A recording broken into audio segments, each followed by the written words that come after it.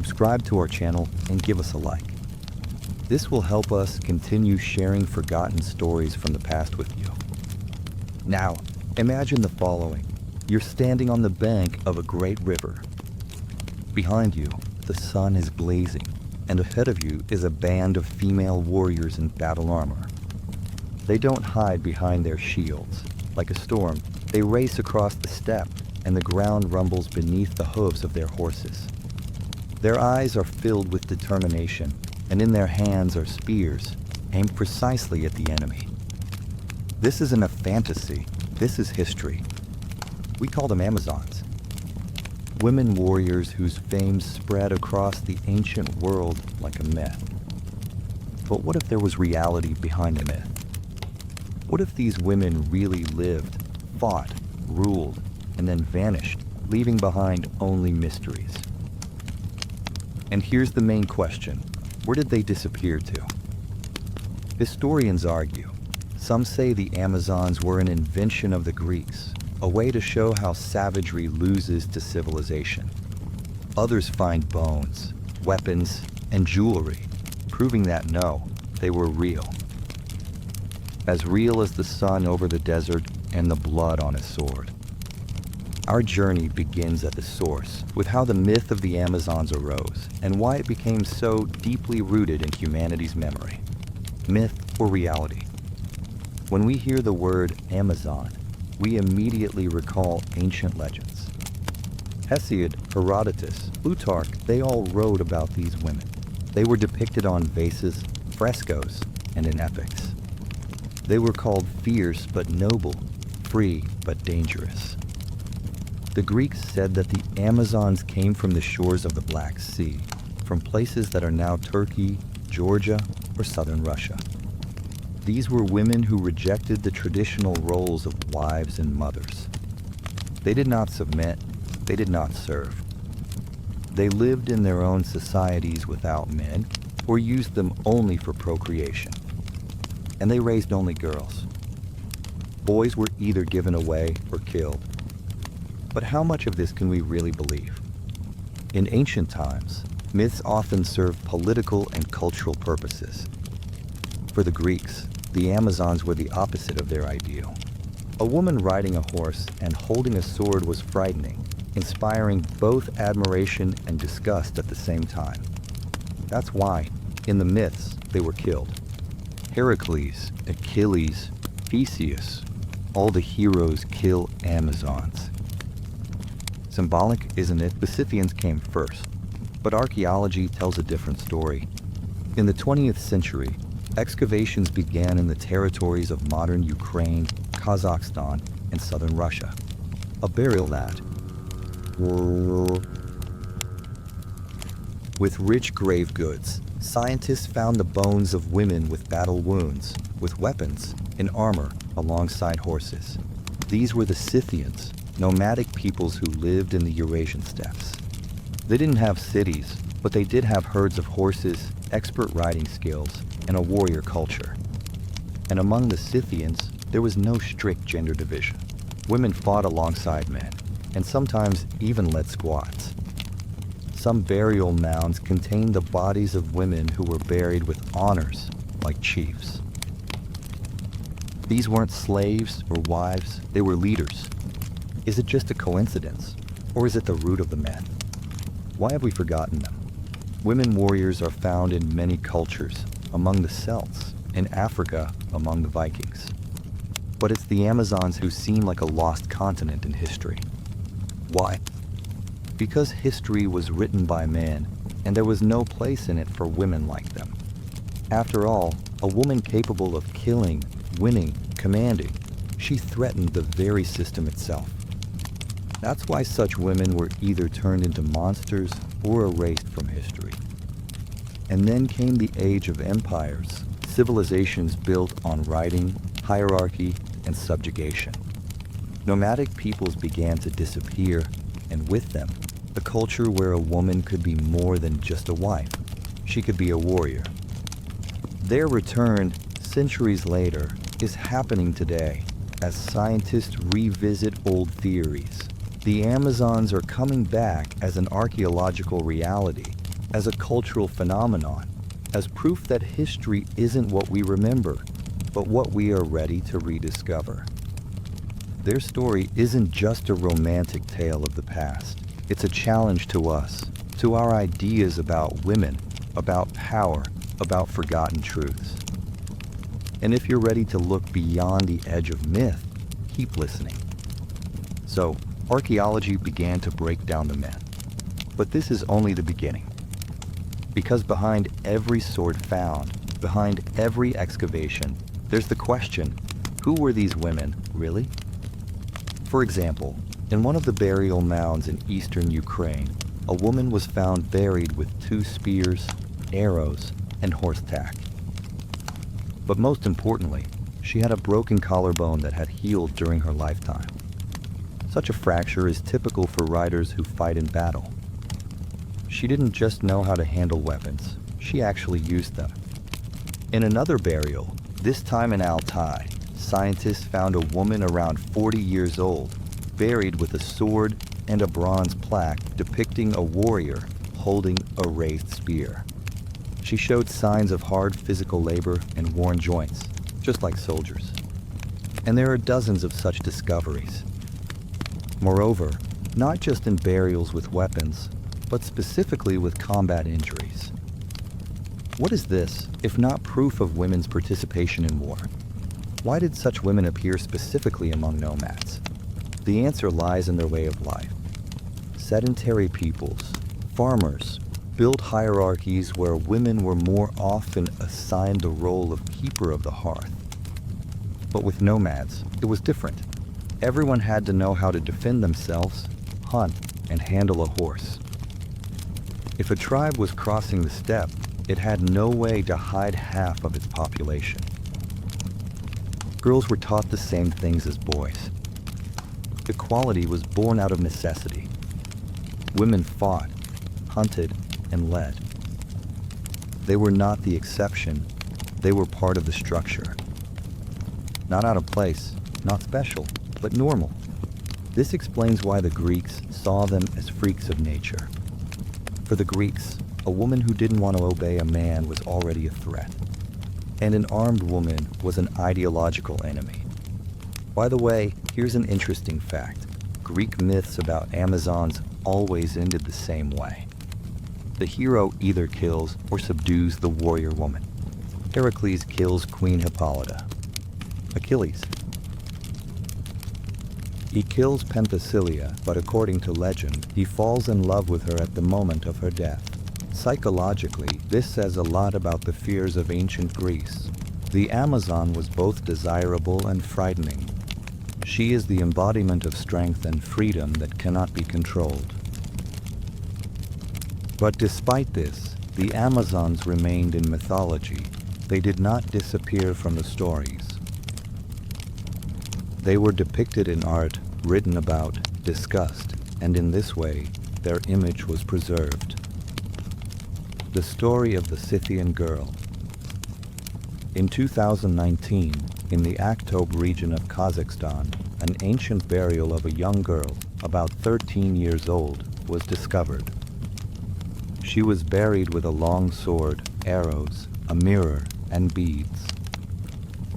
This was the burial ritual of a warrior. Her age shocked the scientists. After all, at that age, a girl should have just been a child. But judging by the condition of her teeth and bones, it's clear she was trained for life in the saddle and for battle from early childhood. This gives us an understanding of how these women warriors were formed. They didn't become warriors suddenly. From early childhood, they were raised differently, in conditions where courage didn't depend on gender, where bravery was the norm, not the exception. We don't know what these women actually called themselves. The name Amazons is Greek. Perhaps they had their own name long forgotten. Maybe, to them, they weren't anything special. Maybe a woman with a spear wasn't considered an Amazon. She was simply herself, a sister, a mother, a leader. And that's where the real tragedy lies, Because when civilizations forget their own words, they lose their voice as well. We remember them through the eyes of others, not their own. Today, history is restoring their right to exist. Scholars are re-examining school textbooks. Feminist movements see the Amazons as a symbol of strength and resistance. Cinema creates heroines inspired by these ancient warriors. But the danger is in slipping back into myth, turning them into a fairy tale once again. They were real. Their blood was shed in real battles. Their lives were full of pain, decisions, and choices. And if we truly want to understand them, we need to listen to their story without embellishment. When the ancient Greeks wrote about the Amazons, they almost always pointed in one direction, far to the east, beyond the Black Sea, where civilized lands ended and wild expanses began. For the Hellenes, it was the edge of the world, but for the Amazons, it was home. It was there, on the borders of what is now the Caucasus, Georgia, southern Russia, and northern Turkey, that the region most often associated with the Amazons by the Greeks was located. A place where cultures, languages, and nomadic routes intersected. From this point on, we are no longer talking about myths. We are going to where the evidence lies in the ground, weaponry, remains, and the silence of centuries. On the southern coast of the Black Sea were ancient city-states, Sinope, Amisos, and Trebizond. In Greek chronicles, they are described as outposts on the border with the lands of the Amazons.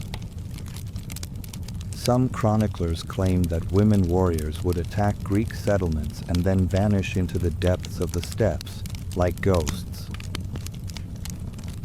One legend says that the Amazons founded the city of Themyscira on the Thermodon River. From there, they launched military campaigns and controlled trade routes. They were both feared and respected. But where did these women get such strength? And why did this particular region give rise to so many stories about them? The answer may lie with the peoples who inhabited these lands, the Sauramatians and Sarmatians, the real Amazons. Scientific research from the late 20th and early 21st centuries points to an important discovery. Among the Scythian Sarmatian tribes living along the Black Sea and in the Eurasian steppes, women really did take on military roles. The Sauramatians, one of the oldest Iranian-speaking peoples, are considered possible prototypes of the Amazons. Herodotus wrote that Sauramatian women followed the customs of their Scythian mothers and took part in wars. They wore the same clothes, shot bows, and fought on horseback. Excavations confirm this. Almost a third of all military burials in Sarmatian kurgans belong to women. That's an incredibly high number by ancient world standards. Moreover, they were buried not as warriors' wives, but as warriors themselves, with weapons, horse harnesses, bronze mirrors, and battle amulets. In one burial near the Volga, a young woman about 25 years old was found. With her were a sword, a long dagger, arrows, and a bronze bowl decorated with a griffin. There was a mark on her skull from a blow with a heavy object. A fatal blow. It's possible she died in battle. Perhaps she was mourned as a heroine. They lived among horses, and these nomadic women were riders from childhood. Their bodies developed differently. A hunched posture from riding, broad shoulders, calluses on their palms. Their skeletons resemble those of men not because of physiology, but because of their way of life.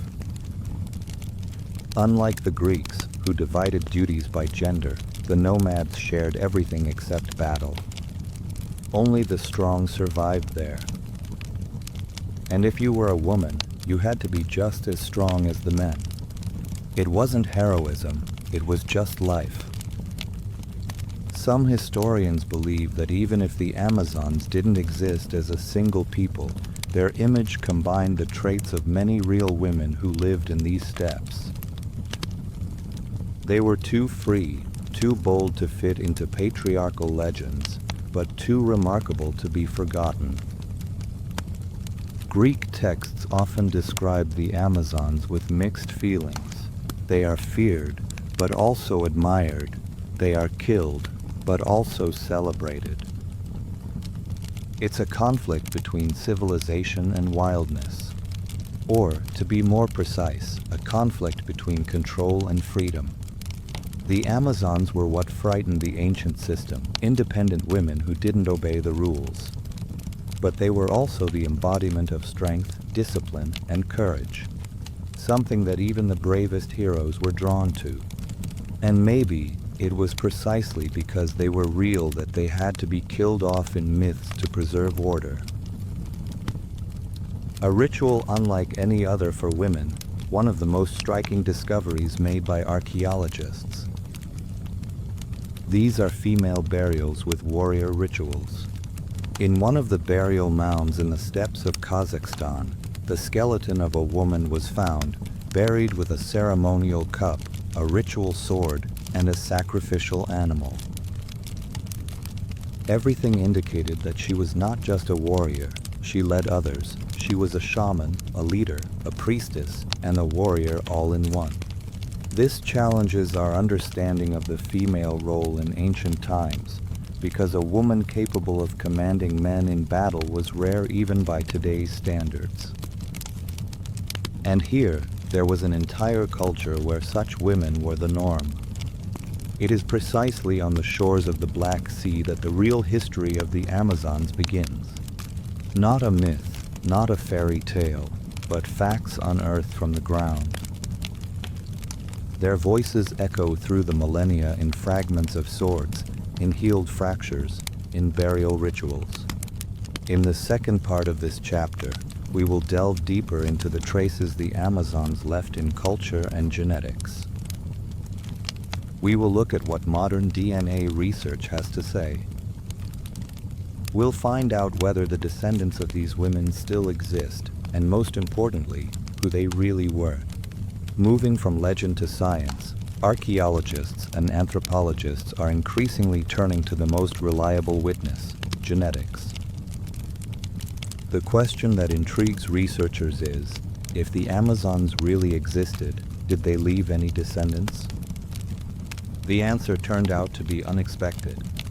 Female DNA in warrior burial mounds. In the early 2000s, researchers began large-scale DNA sequencing of remains from Scythian Sarmatian burial mounds. The results were astonishing. In a number of burial mounds where, by all logic, they expected to find the remains of male warriors, the DNA pointed to women.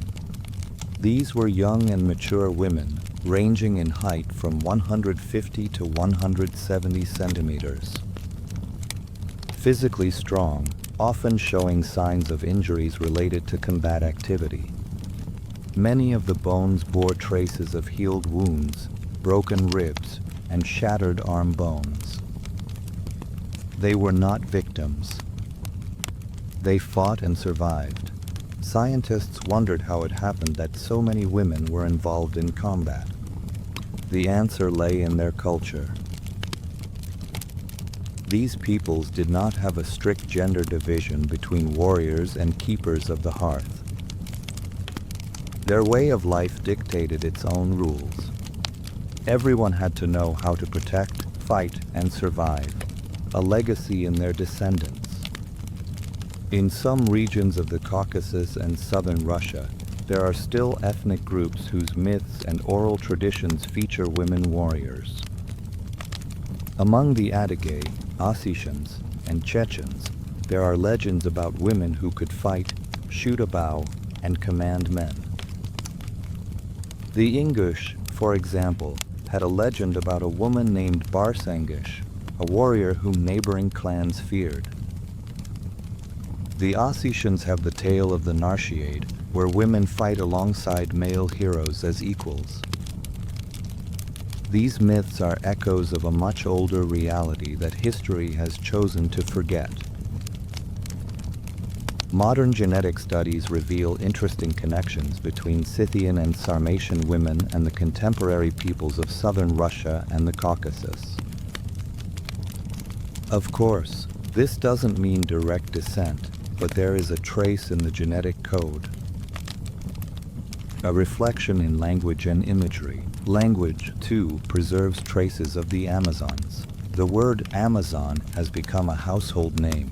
It's used to refer to a woman rider, a woman warrior. In Russian, it refers both to a style of horseback riding and to an archetype.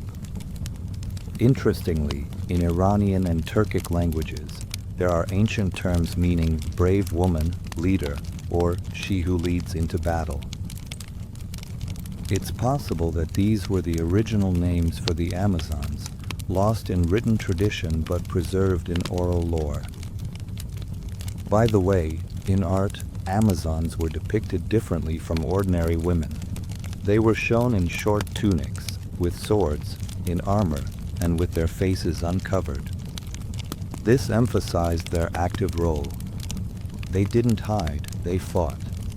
They were a force in motion, not just decoration. History in bones. If bones could speak, they would tell a terrifying truth. For example, the skeleton of a woman found in the Volga region, a shattered skull, traces of arrowheads in her thigh and shoulder, and a bronze knife in her hand.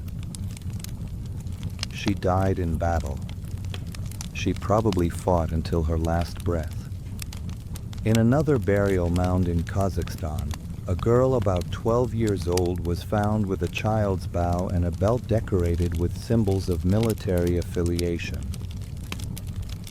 This wasn't just a prop, it was preparation. She was trained to be a warrior from childhood. She may not have lived to see her first real battles, but the very fact of her training already speaks to a system. These skeletal remains are silent witnesses to a world where a woman could be a fighter, a leader, a hunter. Not as an exception, but as part of the structure. Why is this important today? The story of the Amazons is not just a tale about the past. It's a mirror we look into to understand how society shapes the role of women. These women prove that strength is not the privilege of one gender, that power, will, and courage can belong to everyone. Today, as the world increasingly returns to the topic of equality, the memory of the Amazons becomes especially relevant. They didn't fight for rights, they simply lived the way they wanted. Their struggle was simply their existence. And maybe that's exactly why they disappeared, because they were too free. Forgotten or erased. It's possible that the Amazons weren't just forgotten. Maybe they were deliberately erased from history. After all, with the rise of ancient Greek and Roman influence, the role of women in society was once again reduced to childbirth and supporting men. New religions and new empires had no need for free women, especially those who were armed. So those who remained were renamed, diminished, turned into legend, and then into fiction. But now we are bringing them back, digging, researching, listening, trying to hear the voices of those who were silenced. History is full of paradoxes. When a woman's power becomes inconvenient, she is called something else, not a heroine, not a leader, but a witch, a sorceress, a temptress, someone dangerously out of place. That's exactly what happened to the Amazons. Their journey went from being respected warriors to demonized figures. This is not just a historical transformation, it's evidence of how power can distort memory. A woman with a sword is a threat to the established order. After the fall of ancient cultures and the rise of Christianity, a a woman's role was strictly defined: mother, wife, obedient and unarmed. Anyone who stepped outside this mold was immediately viewed with suspicion. The appearance of a woman with a sword became impossible. The very image became associated not with strength, but with madness, heresy, and devilry. Medieval Europe could not allow the idea that a woman could fight and be in the right. And that's when the cultural rewriting of history began. Amazons began to be depicted not as warriors, but as savages, perverted beings deprived of motherhood, femininity, and most importantly, morality. Their strength became a sin. Myth as a tool of oppression. Instead of studying the history of the Amazons as a phenomenon of the real past, they were turned into a warning. Girls were told, "You want to be free? You'll end up like an Amazon, alone, cursed, killed." Medieval artists depicted Amazons naked, with demonic features. In some legends, they were no longer just women warriors. They had sex with animals, lived in debauchery, and attacked pure men. This isn't just fantasy, it's a way to destroy the image of an independent woman. An image that threatened to undermine the very foundation of the patriarchal system. The origins of the witch hunts. It's interesting to trace how the image of the woman warrior began to overlap with that of the witch. Both are strong, both are inconvenient, both are beyond control. A woman who isn't afraid of blood inspires fear. A woman who understands how the body works, heals with herbs, and knows how to lead people becomes a threat, especially in times when knowledge was considered the privilege of select men. As a result, starting from the late Middle Ages, a woman with a sword, or even just a voice, was classified as dangerous. She could be burned, exiled, or branded, just like the Amazons were destroyed in myths. Over the years, this led to a rejection of that heritage. Peoples who once had their own legends about women warriors began to forget them or feel ashamed of them. What was once considered normal suddenly became shameful. Nomadic tribes that settled down adopted foreign values, and along with them, a fear of female power. Women began to be erased from songs, from legends, from family trees. This wasn't just a rejection of the past, it was a rejection of themselves. There were rare exceptions that proved the rule. A few individual women still continued to fight. History has preserved mentions of women warriors among the Vikings, in the Caucasus, and in Africa. But they were seen as exceptions, not as a return of the Amazons, but as something monstrous or unfeminine. Even Joan of Arc, a young woman who led an army, was ultimately burned as a witch. Not because she lost, but because she won. Because the world was not ready to accept a woman capable of changing the course of history.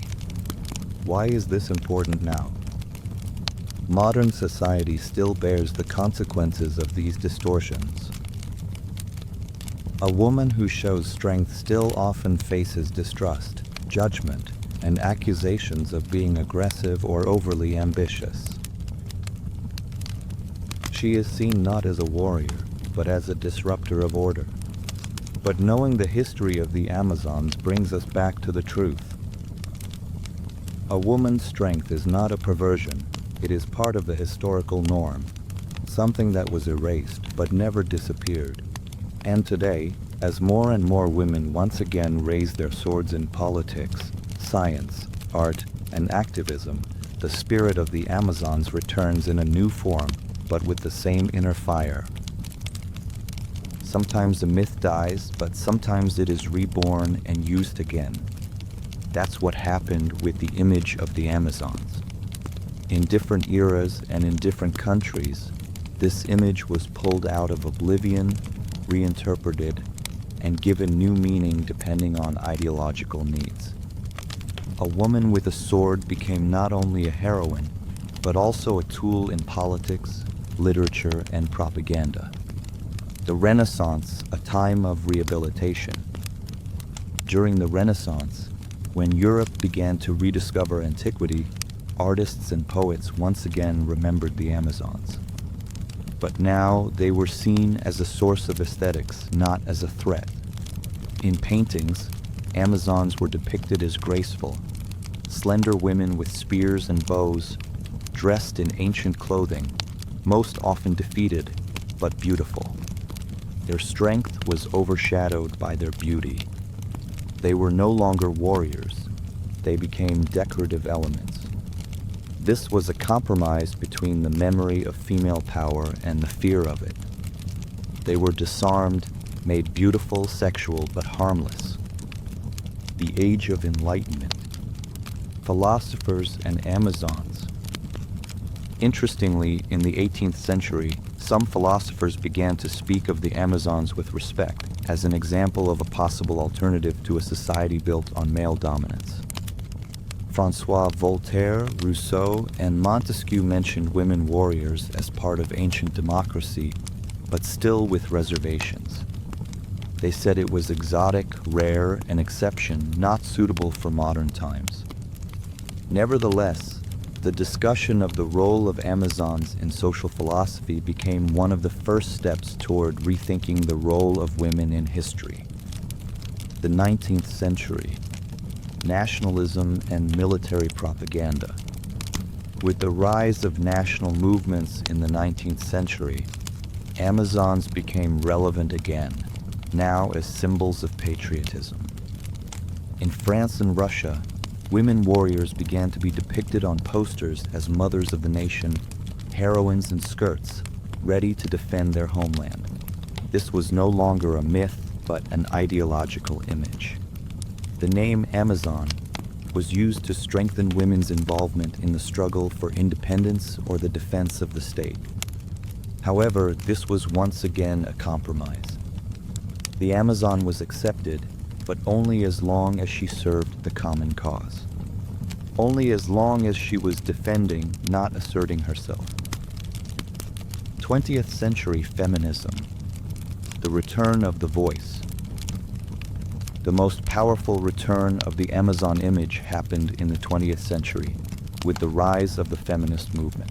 Activists from different countries began to use the image of Amazons as a symbol of independence, strength, and resistance.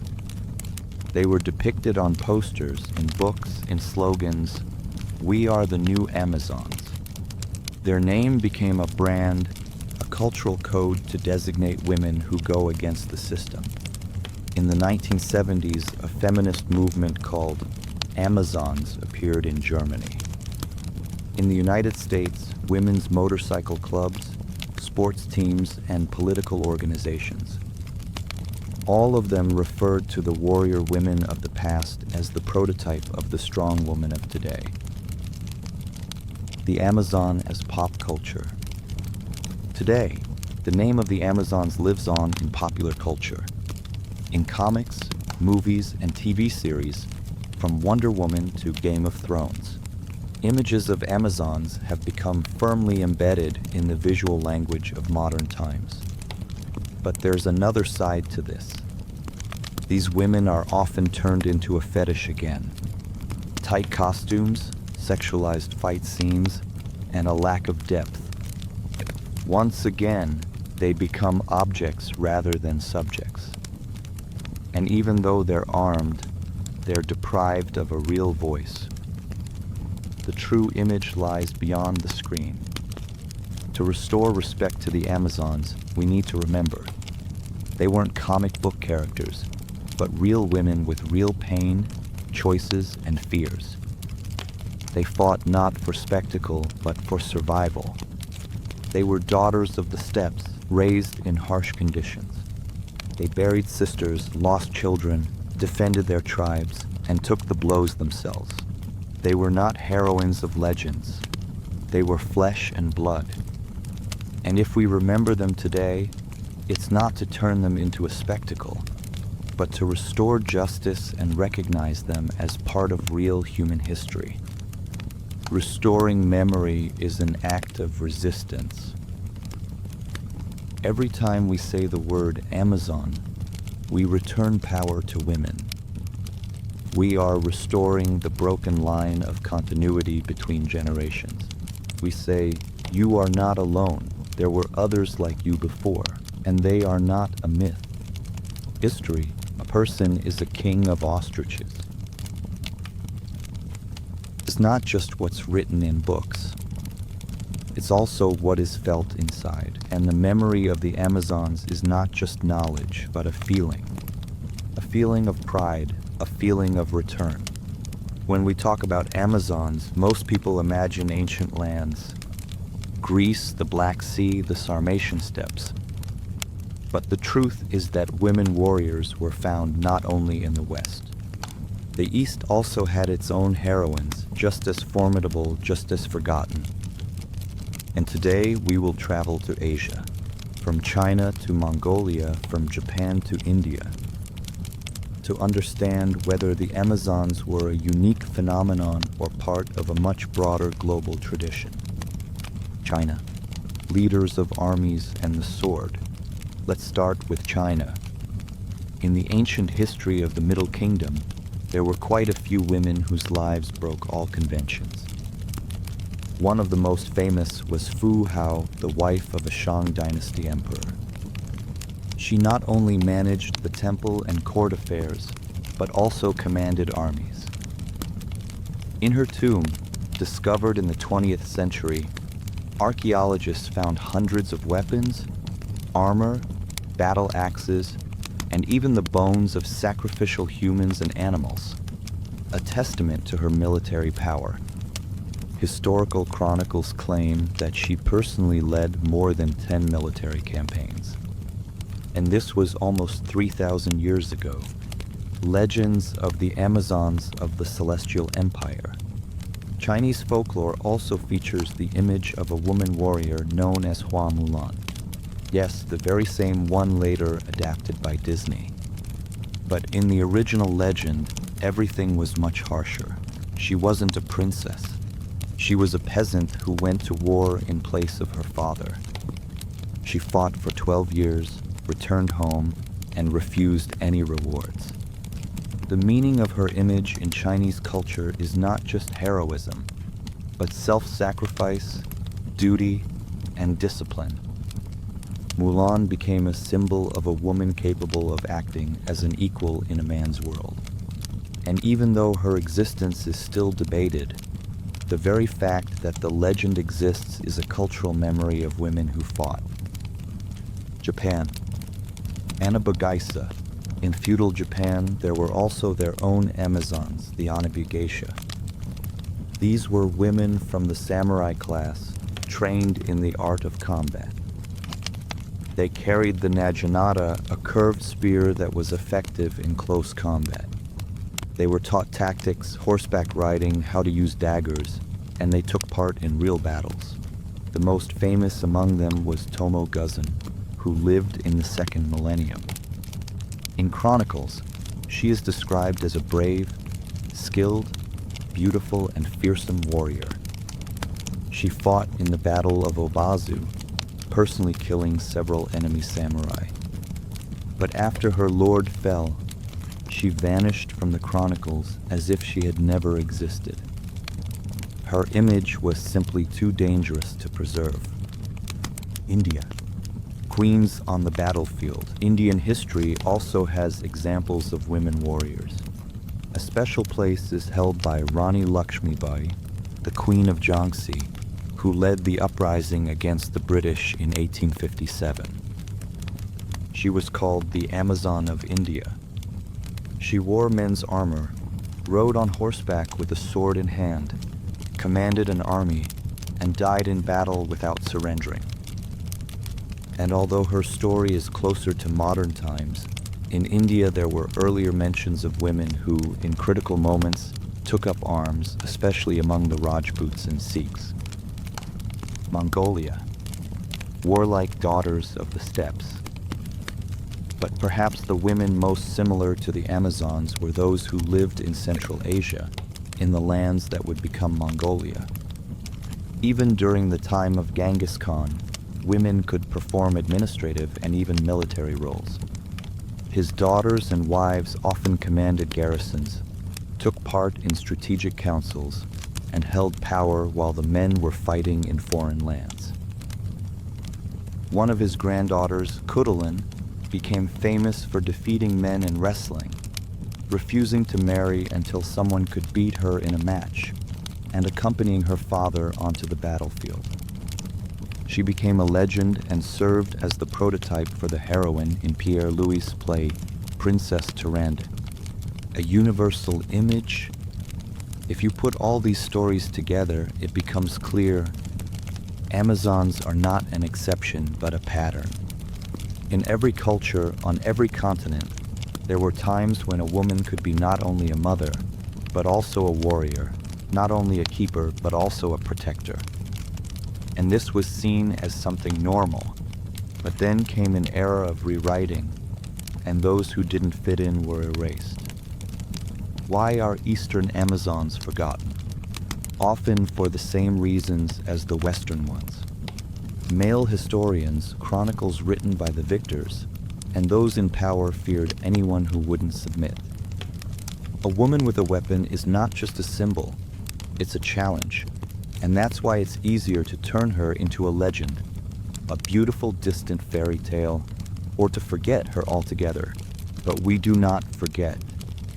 We piece together their stories bit by bit from songs, chronicles, gravestones, and folk legends, and we give them back their names. We have traveled from the Scythian steppes to Chinese palaces, from Japanese chronicles to Mongol campaigns. And now we face an important question. Why did women warriors appear in such different cultures? What unites all these heroines? The answer lies deeper than just history. It's in the universal structure of survival and strength. A shared reality, a necessity, not a rebellion. The first thing to understand is that women took up arms not because they wanted to be like men, but because there was no other way to survive. In nomadic cultures, during sieges, and in times of crisis, women were forced to become soldiers. They weren't allowed into battle. They went there themselves because at a certain point, when it came down to life or death, there was no room for stereotypes. And regardless of the continent, this rule applied everywhere. Fu Hao in China, Tomo in Japan, Kudalin in Mongolia, Rani in India, Scythian female leaders, all of them acted at times when the world around them was falling apart, and they became the ones who held that world together. Cultural features, not gods, but structures. Despite the common essence, each culture had its own unique features. Nomads, like the Scythians or Mongols, most often raised women warriors from childhood. They didn't have the luxury of making exceptions. Horses, weapons, the nomadic lifestyle, all of it required universal skills. In China or Japan, women warriors were rare but recognized. They were accepted as unique but respected participants in events. In elite circles, the idea of a woman commander was allowed, especially if she came from an influential family. In India, the role of the woman hero was connected to spirituality. She could be seen as the embodiment of the goddess Durga, a protector of good, but again, more as an exception. So everywhere that a woman was allowed to be a warrior, it was either out of necessity or within a narrowly accepted image. The general image is discipline, honor, endurance. In cultural portrayals of Amazons and other women warriors, a number of recurring traits appear. Physical endurance. They weren't necessarily huge, but they had bodies trained for combat, endurance, and discipline. Warrior discipline. These women were not avengers or maniacal killers. On the contrary, they acted strictly with knowledge of tactics, strategy, and honor. Dedication to the cause. Most women warriors were not seeking glory. They fought for their family, clan, people, for survival. Their path was one of duty, not personal gain. Leadership skills. Many of them not only fought but also led squads, armies, and garrisons. This speaks to the high level of trust from those around them. And about personal charisma, distortion of memory, from history to fantasy. Over time, in many cultures, the memory of these women was distorted or blurred. History was replaced by legend, then by fairy tale, and finally by stereotype. Heroines were turned into monsters, leaders into seductresses, and fighters into sexualized images on the pages of comic books. But their common trait remained. They lived not for admiration, but for action. And it is precisely this quality that makes them dangerous to those who want to control the image of women. Genetic memory. Modern research in the fields of epigenetics and cultural anthropology is beginning to raise a topic that was considered controversial until recently. Can the memory of such women be preserved not only in genes, but also in the behavior of generations? To put it another way, is it possible that in families where women were once warriors, certain character traits, habits, even postures and facial expressions have been preserved, not because of upbringing, but because they are deeply ingrained? There is no scientific consensus yet, but the very interest in this question shows that we are beginning to rethink what female nature means, and to see not only gentleness in it, but also strength. What unites all Amazons? They appeared where there was no time for formalities. They did not seek glory, they took responsibility upon themselves. They were real. They are discovered. They are remembered. They are feared. And despite all attempts to erase them, they come back. From different continents with different names, but with the same look. Firm, confident, fearless. History rarely breaks abruptly. More often, it fades away. Women warriors, who once proudly fought in the steppes, forests, mountains, and fortresses, began to disappear by the 19th century. Not because they ceased to exist, but because they were no longer allowed to exist. The era of colonies, industrialization, and new forms of statehood, all of this gradually pushed out the image of a woman with a weapon. But on the eve of their disappearance, history showed once again, women can be the last bastions of freedom. Africa. The Dahomey Amazons. One of the most striking stories is that of the women warriors in West Africa in the Kingdom of Dahomey, which is now the territory of Benin. These women made up the elite units of the Royal Guard. Europeans who arrived in these lands in the 18th and 19th centuries were shocked. The warriors who guarded the palace and fought in the front lines were women. They were called Mino, our mothers. They underwent the toughest training, practiced with weapons, carried out raids, and took part in battles. They were known for their discipline, brutality, and fearlessness. They did not marry. They served only the king. They were called the Amazons of Africa, and not without reason. But after the arrival of the French, these women were destroyed, both physically and culturally. They were not defeated in battle, but in politics. There were attempts to erase their memory. Europe, women in uniform. In the 19th century, Europe plunged into an era of nationalism and military conflicts. And although women were officially forbidden from participating in battles, they still found ways to be where no one expected them. During the Napoleonic Wars, women disguised themselves as men in order to fight. Some of them were discovered, while others made it through the entire campaign and returned alive. Such cases were recorded all across Europe, in France, Russia, Prussia, later during the Crimean War, the American Civil War, and the revolutions of the 18th century. Women appeared on the front lines as doctors, nurses, scouts, and fighters. But the system was pushing them out more and more. Armies were becoming more centralized. Discipline grew stricter and uniforms became more standardized. It was getting harder and harder for a woman to break through. Russia. Women in combat.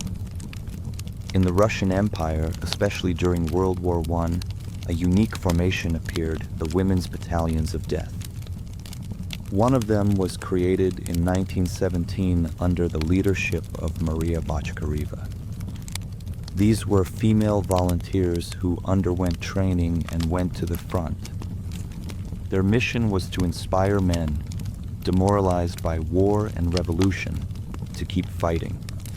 They fought near Smarhin and took part in battles. Their participation was met with both admiration and fear. But after the Bolsheviks came to power, the battalion was disbanded.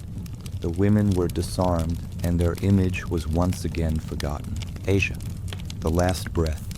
In Asia, where traditions of women warriors still lingered, modernization acted like a knife. In Japan, after the Meiji Restoration, the samurai system was abolished. And with it, so did they. Women lost their status and their right to bear arms. In China, after the revolution and European colonization, the images of He Hao and Mulan became mere folklore. In the new value system, there was no place for women with swords. In India, after the defeat of the 1857 uprising, the British deliberately destroyed the images of women who resisted. They were too dangerous as symbols.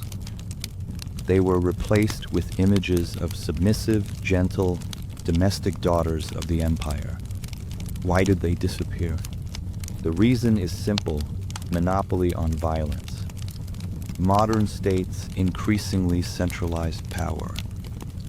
Only the army, only the police, only certain institutions were allowed to use force. A woman outside this system became a threat.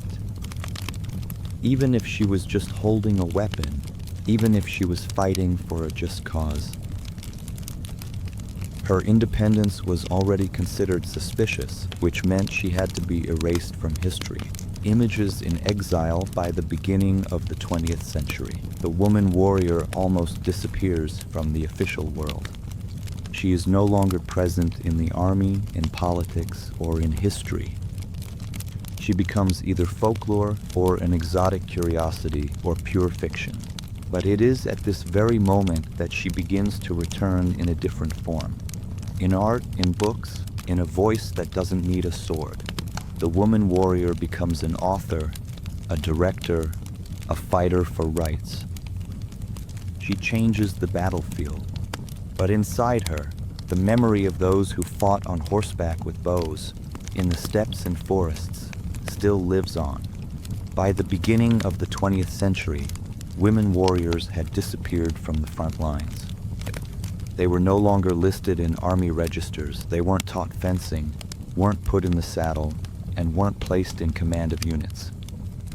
They were left only the kitchen, the school, the hospital, safe, respectable roles. But it was in the 20th century that a quiet return began. Without spears, without horses, but with the same determination, with the same spirit. Great wars and the new role of women. The First and Second World Wars became not just a tragedy for women, but a trial in which they played a key role. Millions of women around the world worked in factories, saved lives, and managed the home front. But there were those who went even further. The resistance. In France, Poland, and the USSR, women became partisans, spies, couriers, and sometimes full-fledged fighters. They weren't called Amazons, but in essence, that's what they were. hidden, strong, and deadly dangerous. Snipers. The Soviet Army gave women a unique opportunity to become snipers. The most famous, Lyudmila Pavlichenko. She had 309 confirmed kills. American journalists called it ice death. President Roosevelt met with her personally. Feminism and the return of the image.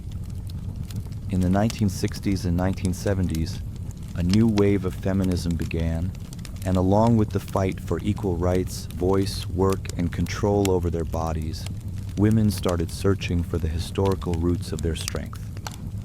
They turned to the archetype of the Amazons, not to sexualized images, but to the real ones, to the steppe leaders, to the Dahomey warriors, to Tomyris, to Joan of Arc, to those who were forgotten, erased, pushed aside.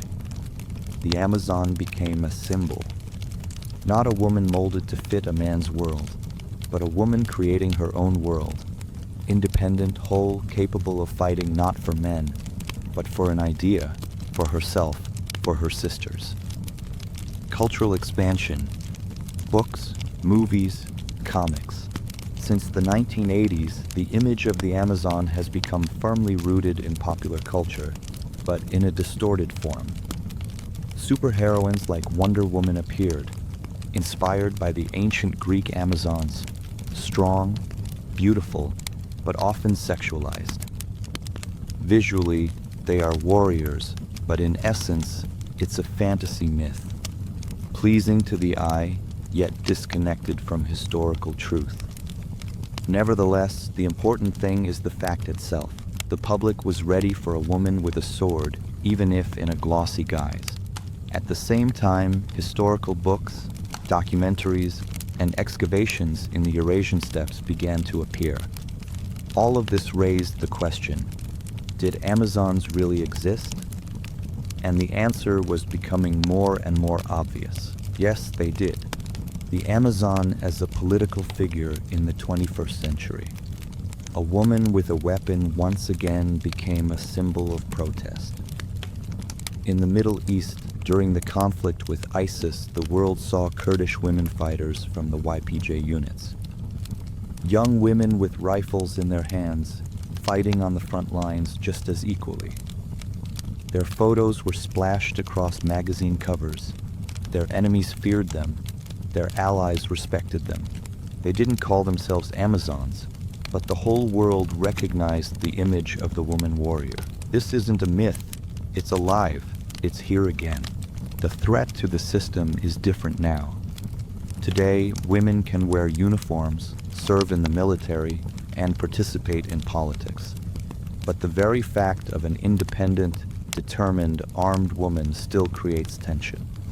The Amazon of the 21st century isn't just a soldier. She's a woman who refuses to accept imposed roles. She's dangerous because she takes action. She doesn't ask, she doesn't explain. And that's why they're trying to tame her again. Through fashion, through caricature, through accusations of being too masculine, unfeminine, a threat to tradition. But she keeps coming back, stubbornly, silently, step by step, because her story isn't just a plot, it's a force. From myth to awareness. Today, archaeology and science no longer argue. Amazons existed. Women warriors were real. There were many of them, they were diverse, and they changed the world. The most important thing remains to realize this, to acknowledge it, to include it in textbooks, in art, in our memory. To stop seeing them as an exception and recognize this is part of our shared history.